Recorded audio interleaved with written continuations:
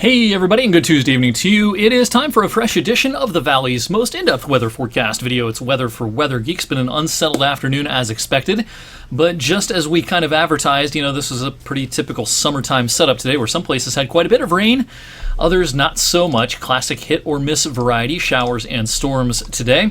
Quick time-lapse video to kick things off this evening from our Canfield Fairgrounds camera, and what you'll see here are the generally congested skies that we had for a lot of the afternoon, but we had a couple of pretty good downpours that moved through the Canfield area and other parts of the region, of course, and then pretty good rainbow weather out there early this evening. Look for a couple of rainbows if you happen to see a few raindrops here in the 7 and 8 o'clock hours right before sunset. And we're kind of in the wind-down phase. The heavy downpours and the threat for thunder and lightning pretty much over with at this point, a little after 7:10 p.m. A couple of showers will be a possibility for the rest of the evening and into the overnight tonight. Rainfall totals heaviest in Trumbull County and parts of Mercer County this time around.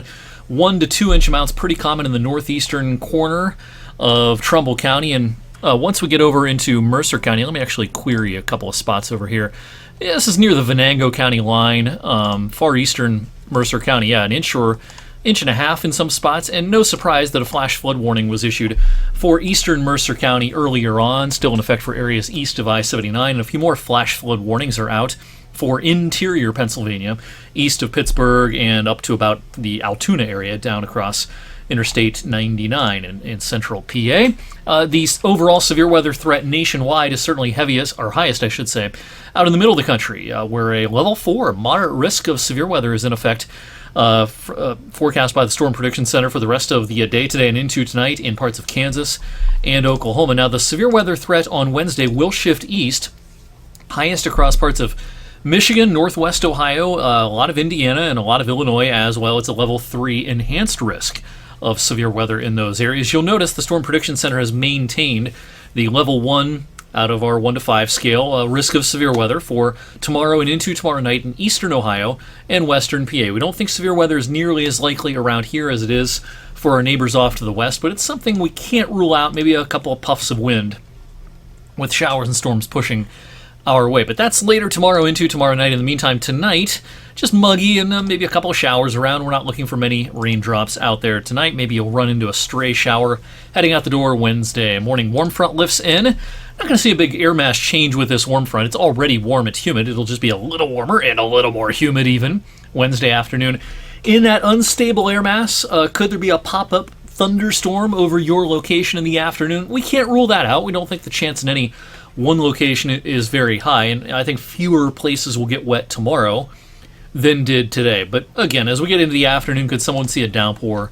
Sure, but the afternoon will be busy and active in terms of heavy storms off to our west. Now, as we fast forward into tomorrow evening, Wednesday evening, between, say, 9 p.m. and midnight, there's probably a decaying band or cluster of showers and storms entering the region. Now, this will be running out of gas, we think, but it will pose a low-end risk for some gusty winds. Probably no tornado threat with this, and probably no hail threat with this either, but could someone see a pretty good gust of wind with this decaying band coming through? That's a possibility.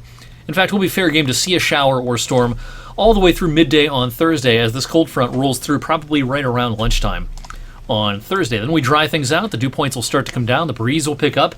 It's going to be just delightful by Thursday afternoon. The dew points will be coming down, a little bit of a breeze, making things kind of refreshing feeling.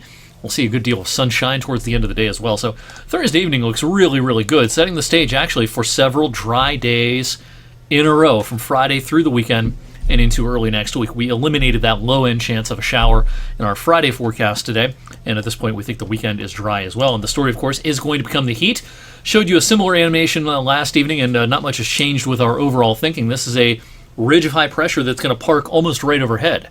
When you see this kind of signal in the upper levels of the atmosphere, that's a signal in the summer months, of course, for quite a bit of heat. And so this will be the hottest weather easily that we've seen so far this summer. When you factor in dew points getting into the 60s to around 70 or so, that's going to create heat index values probably approaching 100 Sunday and probably eclipsing 100 by a couple of degrees anyway for Monday and Tuesday. This is probably heat advisory territory for our region. Maybe not quite excessive heat warnings, but I'm not going to be surprised at all if we are under some heat advisories for Sunday, Monday, and into Tuesday. Now, the record high temperature on Sunday is out of reach. That record is 97, set in 1933.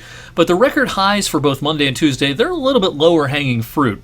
More attainable, if you will. 94 is the record Monday, 93 on Tuesday, and our current forecast is for 92 both Monday and Tuesday. You'll notice these records are all pretty old. You know, when we get into the heart of summer, we actually don't have a lot of recent records here locally. A lot of our daily record highs are from the 30s and the 40s. We have a handful, of course, from the 80s and 90s especially. Chances are, if you're watching this deep into this video, you know that, of course, does not mean anything in terms of global climate change, global warming, things like that. But in our local region and our small part of the world, it just so happened that the 30s and 40s were very, very hot. That does not mean the rest of the world was following suit. The rest of the world was not exceptionally hot. But parts of North America certainly were. A lot of our daily records in the summer date back to the 30s and the 40s. In the meantime, thanks for watching Weather for Weather Geeks on this Tuesday evening. I'll meet you back here on Wednesday evening for an update on the heat and much, much more. Hope you'll tune in then.